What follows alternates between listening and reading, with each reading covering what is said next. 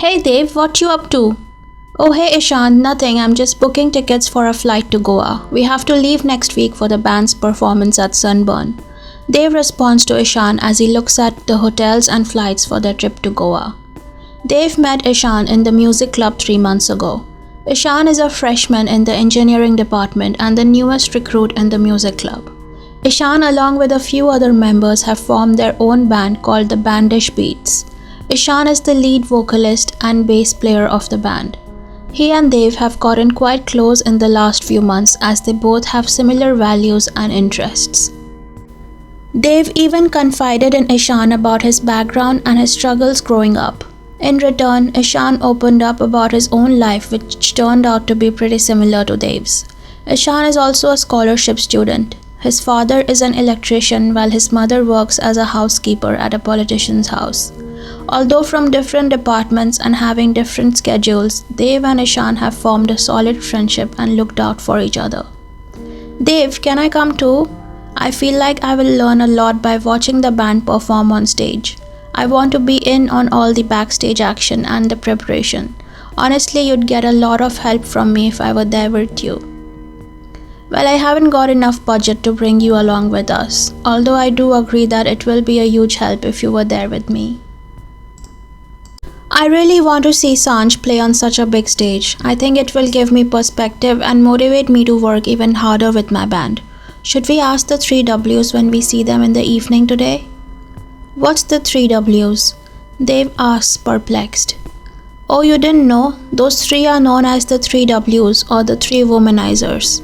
All the juniors call that trio the 3 Ws. I thought you knew. Ishan says, letting out a chuckle. Well, I did not know that.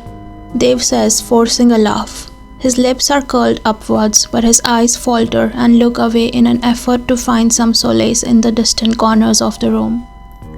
Later that evening, the members of Sanj meet Dave and Ishan in the music room to finalize the details of their travels and performance at the music festival in Goa. Ishan, what are you doing here this late? Still practicing? Arav asks Ishan as he plops down on the sofa and throws his backpack on the floor. Yes, I was. My bandmates just left. Ishan says as he looks at Dave, nudging him with his eyes to start the conversation. This is the first time Rohan and Dave have seen each other since the pre-exam club meeting. They had successfully avoided seeing each other since that day, but now that the exams are over and the band performance is next week, they had to schedule this meeting to go over the details. They are sitting in front of each other, but both of them are unable to meet each other's eyes. Rohan is smoking a cigarette with one hand and scrolling mindlessly on his phone with the other.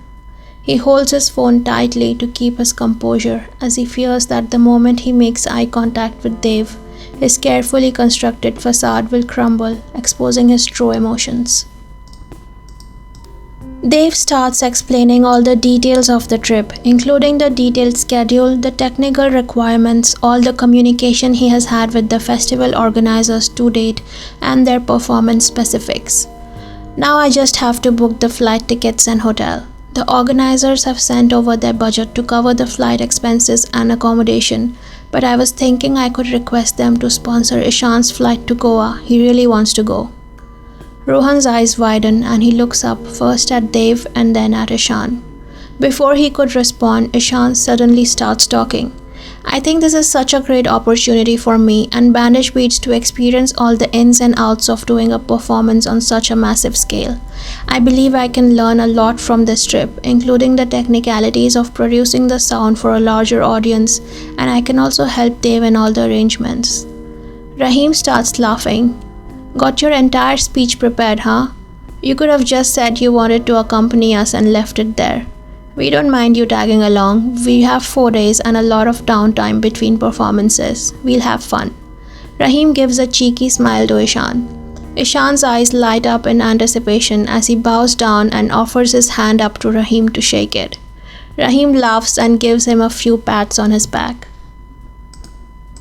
I don't think they'll increase the budget enough to cover your flights as well as accommodation, Rohan says with a skeptical smirk on his face as he folds his hands and looks at Ishan.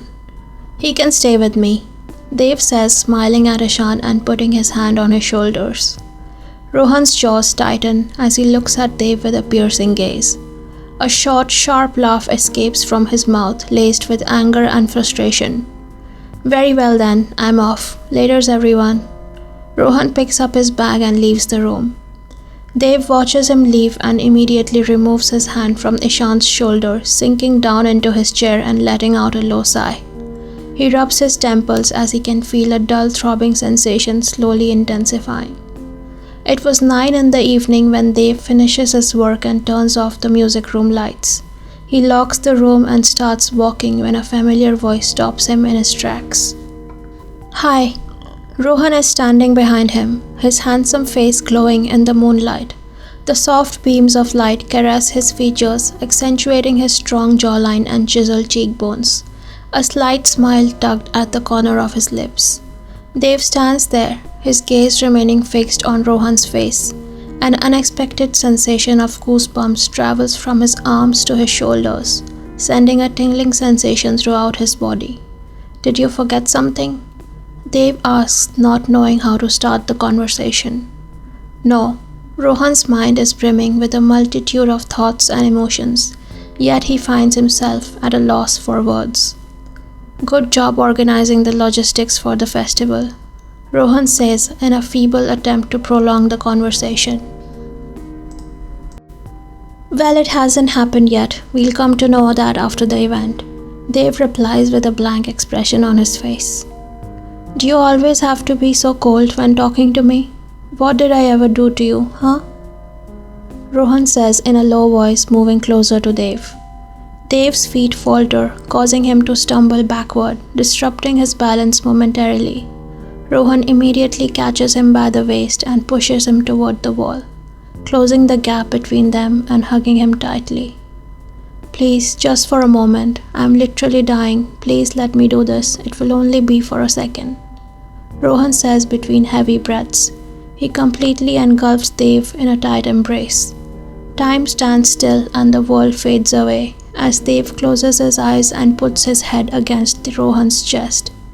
The faint smell of his cologne mingled with sweat and the warmth of his skin waft into Dev's senses as he inhales deeply and savors the moment. Hi guys, this was the end of chapter 10 of Unexpected Love. I hope you are still enjoying this novel. Lots more to come, so please stay tuned. See you next week. Bye.